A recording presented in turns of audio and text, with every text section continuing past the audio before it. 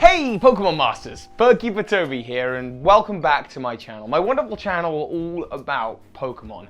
I've massively enjoyed my last 5 years on YouTube, and don't worry, I'm not going anywhere. It sounds a little bit like I am when I say it like that. But something here is coming to an end, at least for now. It's my top 10 favorite Pokemon of each region.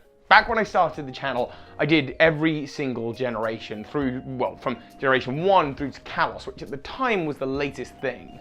Since then we've had Alola and Galar, and I've enjoyed the Pokemon of those regions immensely. But Galar's not done yet, there's DLC coming out, so to do the Galar video, I want to wait till down the line.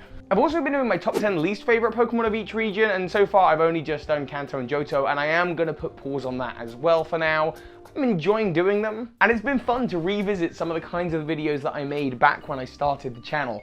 But now we're moving into the second half of 2020, and I want to start doing something new. I hope you've been able to tell that just by the way that the videos hopefully are being presented a little bit differently. The set, the video, there's all sorts of stuff. There's all sorts of videos coming out, and it's just a whole lot new that I'm really excited for. And thank you to any of you. I've been reading your comments a lot lately. Just seeing you all leaving love hearts in your comments, and thank you for sticking with me. Alright, I won't take up any more of your time. Here is my debut region into YouTube, the first region that came out since I began being a PokeTuber, the Alola region, and my top 10 Pokemon that you can find there. And of course, you're gonna have to let me know yours in the comments below. So let's start with number 10, top of the list, my 10th most favorite of the region, Necrozma. Specifically Ultra Necrozma, but yeah, Necrozma in general. From never-ending dialogue, hand-holding tutorials, and of course your rival How, there are a lot of reasons that I personally dislike the Alola games, but boss battles isn't one of them. The way that these games manage to make boss battles, totem battles, feel really important is incredible. The final battle with Lusamine at the end of Sun and Moon, regular Sun and Moon, is phenomenal, and they really up the stakes in Ultra Sun and Ultra Moon with Ultra Necrozma. Possibly the most difficult boss battle I've seen in Pokemon in a long time. Heck, I could do a whole video on just why this battle is so tough to beat. It would be very in line with some of the other videos I've been doing on the channel like that, but again, we want to move on to maybe some new ideas in the near future. So for now, all I have to say is that that final battle with Ultra Necrozma was extremely, extremely tough. Plus, I think the Pokemon looks incredible. I mean, look, going back even before Ultra Sun and Ultra Moon, before we even really knew what Necrozma was, the idea of like finishing the post-game of Pokemon Sun and Moon, and then going back to the first island where there's been rumored sightings within the volcano, the Diamond Volcano, of this like mystery space Pokemon. Is it an Ultra Beast? Is it an Ultra Beast? It definitely brought a lot of allure around Necrozma. What was it about? And look, the Solgaleo and Lunala forms I actually think are highly unnecessary. I don't really like them all that much. But then the Ultra Necrozma, going from that alien space darkness aspect right through to the contrast, which is the bright star. An unstoppable ray of phantasmic light. I think Ultra Necrozma is a very, very cool boss. It's very tough to beat. It definitely earns its place and status within the region. I think often they try to make Guzzlord seem like the big bad of Alola, but I think Necrozma really works that angle and does a very good job of it. So Necrozma, you're number 10 on my list. And leading it very nicely to number 9, Alola is all about those aliens, the Ultra Beasts, Ultra Space. I mean, just seeing all of their bizarre forms from Buzzwole's, Swole to Pheromos's, elegance. The greedy, all-consuming Nuzlocke, and my pick for this spot on the list, Kartana, a paper origami sword master. I love it. I love the design of this Pokemon, but what I love about it even more than just this is how this Pokemon single-handedly opened up the Pokemon multiverse in a really interesting way in Ultra Sun and Ultra Moon, where we got to visit Kartana's homeworld and we find other Pokemon trainers there. Which means that these Ultra Spaces aren't just necessarily other planets, or if they are, then there's people that live on those planets that are aliens, or maybe they visited Kartana's Ultra Space in the past and then never left and they live there with Kartana. There's so many ways, theory bait, that you can use to think about this and like work out what's the Pokemon world story today. Kartana is, in my opinion, I think a very underrated, undernoticed Ultra Beast, and it's maybe not the first one you think of when you think about Ultra Beast because it's so small compared to the others, but I love it. I think the design is incredible. Number 8, a Pokemon that I didn't realize was on this list until I looked at it and went, yeah, actually yeah. And that's Mareanie. Is that how you say its name? Hang on, I gotta look this up. Yeah, because it's a marine meanie, and I think what I love about it is just the way that you have to go about catching it in the Alola region. When I enter a region for the first time, I'm looking to capture every single one of the new Pokemon to fill out my Pokedex, right? And Mareanie, when I went to Alola, it was the one Pokemon I couldn't find. Where do you get Mareanie in the Alola region? It's such a big fixture of the animated series now, being on James's team, replacing Victreebel and Cacnea for the gag in which James gets hurt by his own Pokemon. Where do you get Mareanie? Oh, you can only get it for while you SOS chain for Corsola? Because the Mareanie are hearing the cry for help from the Corsola, and based on their Pokedex entries, they think, food. I'm sorry, that is just dark, and that is cool, and I love it. I love the integration of like the Pokemon ecosystem here. It's the kind of thing that helps, again, the writing of the Pokemon world, bringing it together, making it feel like an immersive place that I want to be. Number 7, my starter of choice, Rowlet. Look, I'm going to be honest, Dartrix and Decidueye, not my cup of tea. There's something about the design of Decidueye, it's very, very narrow as Pokemon go. I don't know why that should be a problem. Maybe I was just a big fan of Rowlet being such a cute little round basketball-shaped boy. You know that cutscene at the beginning of the game where you pick up your starter and you're looking at it and it's so cute. You're just holding it like a little ball. Plus I'm a bird keeper. I'm bird keeper Toby, so naturally it became the mascot of the channel during the Sun and Moon era. Yeah, okay, I love this Pokemon. And don't get me wrong, when I looked at the other starters in this region, they're all pretty adequate, pretty decent. I think there's a pretty compelling case to pick any of the starters, Popplio, Litten, or Rowlet. But Rowlet is the one that I especially want to pick, and I don't even want to evolve it, really. I think that would be, if I'm going to do a run-through of Sun and Moon again, this would be the Pokemon I'd start with, and yeah, I wouldn't evolve it. Unless I'm making it a shiny, in which case shiny Decidueye is wicked. Number 6, going back to this idea of theory bait, we've got to talk about Mimikyu. We've got to talk about Mimikyu. Oh, he's a creepy one, is our Mimikyu. I mean, like I say, so many Pokemon theories. I'm going to be honest, when I first saw this Pokemon announced and revealed, it was alongside Beware, and I went, no, it's a fake. Come on, everyone, it's a fake. It's a fan-made thing, and everyone's falling for it. And it took me a moment to kind of realize, oh no, that's an official announcement. They really are announcing this Pokemon. Okay. What's that about then? And Mimikyu has provided for not only the in-game mystery, right? Not only the stuff around Acerola and the Mart and the town that the Mart with the ghost trial, it's not only that mystery, but also the mystery of why Mimikyu chose to imitate Pikachu. Why was that? Was that because of Ash's Pikachu or Red's Pikachu? It was always interesting to me when making Pokemon theories that the Pokemon website said it was about the popularity of Ash's Pikachu 20 years ago, or rather, sorry, the fame that Pikachu got 20 years ago. Now, of course, in the real world, it was referring to the games being released 20 years ago because Sun and Moon celebrate the 20th anniversary of Pokemon overall.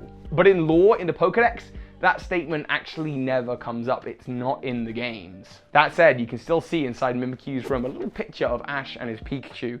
So, for me personally, Mimikyu is a gateway to Pokemon theories. And I love that on the 2019 most popular Pokemon of the year, Mimikyu overtook Pikachu finally. Victory for you, Mimikyu.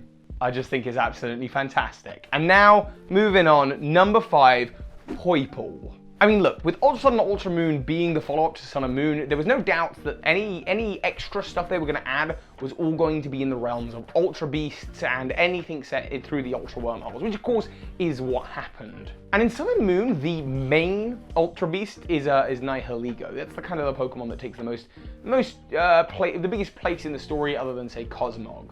And I had just done a video. I just made a video about Ultra Beasts, live action, with me walking around the set of a movie, and just pretending that that was part of the Pokemon world. It is my favorite video that I've ever made, and if you've not checked it out, I will still link it down below. It is my favorite, one of my favorites. It's gorgeous. I had so much fun making it, and it's all about the Ultra Beasts. And Poipole got revealed, I think, a week after this video came out, so I went back and retroactively put it on the thumbnail, because I was like, oh, maybe this will boost it for a few more views, because I wanted as many people as possible to see it. And I think retroactively, if I could have chosen any other Pokemon, I would have made that video about Poipole, not Nihilego.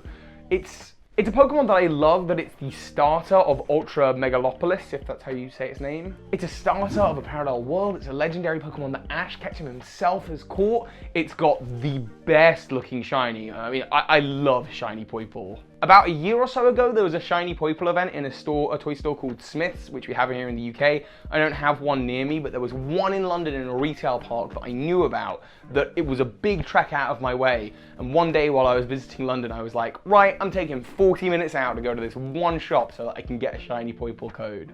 It's just the Ultra Beast that represents that point in time when I made that video that I really, really love. And so I think because of that, I love Poipole and the mystery that it adds to the world of Pokemon. And speaking of getting nostalgic, number 4, Lycanroc Midday form. Midnight form is not my kind of edgelord, sorry. And the Dusk form I've always thought is kind of an ugly color, actually. It's probably one of my least favorite Pokemon of the region. But Lycanroc Midday form, the idea of a feline Pokemon that's rock type, it's pure rock type, and it can whip up sandstorms while it's running around in the region. I don't know, I love that idea, I love that imagery. Of course, Lycanroc is an absolute fan favorite, being on Ash Ketchum's team. Of course, he had a Rockruff, right? Yes? Did he have a Rockruff, or did he just evolve it into... Anyway, it doesn't matter. The point is, I thought this Pokemon was really, really cool, but also at that time when I was first playing Sun and Moon, I was playing alongside my good friend Petey Winnell. And at the time, he had one copy of the game, I had the other, and while we were playing through the adventure together, I think I had to trade with him so that I could get the Midday Lycanroc. And it is that memory and that experience fundamentally of playing Pokemon with a friend, which is why I like this Pokemon. It's just that. I think I always dreamt of making a competitive team using a really good Lycanroc, but that never ended up happening, but who knows, maybe one day. Number 3, I don't know how different, I feel like this list is pretty similar to how it was 5 years ago, or no, not 5 years ago, whenever Alola came out. I feel like this list is getting on pretty similar, but yeah, okay. Number 3, Vikavolt, the bugs are back. Granted, bug Pokemon kind of got really good in Generation 5, but it was here in Generation 6 that I really felt it, that the Route 1 bug Pokemon, Grubbin, was a Pokemon that I wanted to take through my whole adventure. And in fact, I didn't evolve Vikavolt until the final island of the game, because there's only 2 areas in the game, I think, where you can evolve it into a Vikavolt. And so my Charger Bug was like level 40, level 50 before I evolved it. Plus, the shiny just looks cool. You know, nowadays, I don't have too many fond memories of Vikavolt, like there's just that initial playthrough, but that alone was enough to make me absolutely adore this Pokemon. I think Bug and Electric is a wicked type. And I think the fact that it is a Route 1 bug Pokemon that for the first time in all of my Pokemon history, I actually wanted to travel from the beginning of the game to the end of the game with it in my party. Usually like Butterfree, for example, it's a common Kanto Pokemon that I love. It's gone into the box by the second gym. But Vikavolt, with its Volt Switch and U-turn bouncing in and out of battle, it continued to excel and impress me all through my original journey, and I haven't shaken that yet. Number 2, if you've been around the channel for a while, I expect you knew this was coming. Stuffle. Stuffle is the first Pokemon that I've ever had on a Pokemon team of mine that I've not wanted to evolve and actually regretted evolving. Beware's very, very cool. Don't get me wrong, I really do like Beware, but the idea of a Pokemon that is literally a plush toy, like it's got a tag on its butt, which is really weird because the Pokemon Center one has a tag on its leg. Surely they should have just made that. Anyway, it doesn't matter. From the first time I saw a Stuffle in the overworld and heard this noise,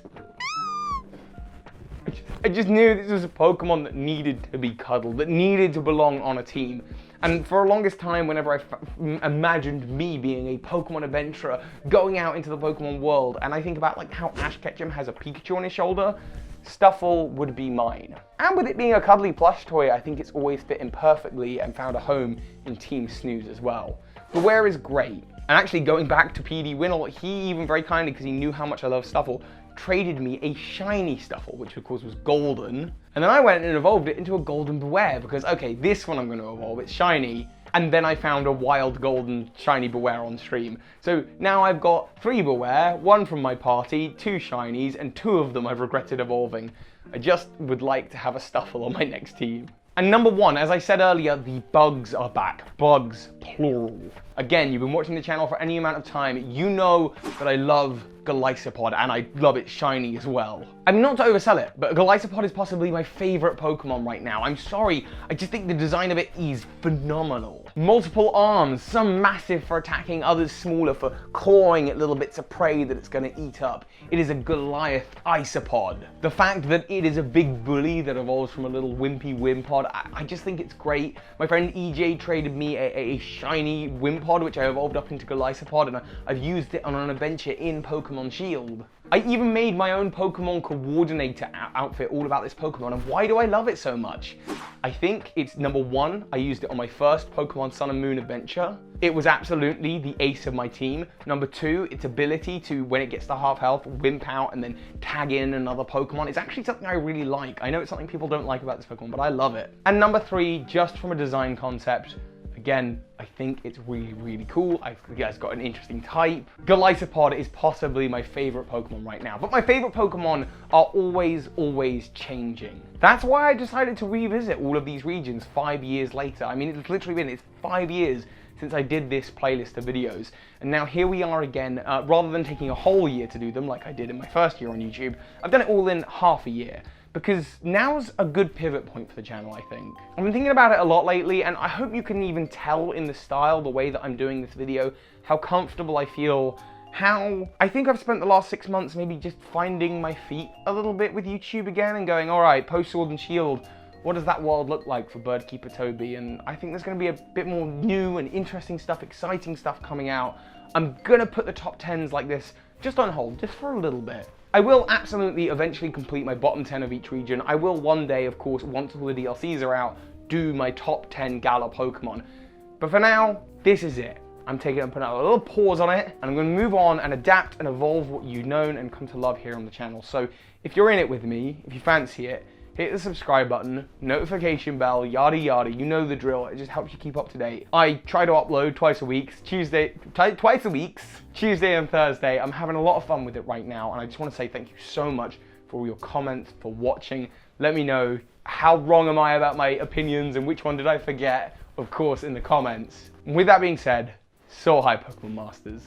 This is Ash Ketchum. You just watched a video by Birdkeeper Toby. That makes you a Pokemon Master! A massive and sincere thank you to those of you supporting me on Patreon, including the 3 big patrons of this month, Gunnar Clovis, Bob Shmack, and Full Mental.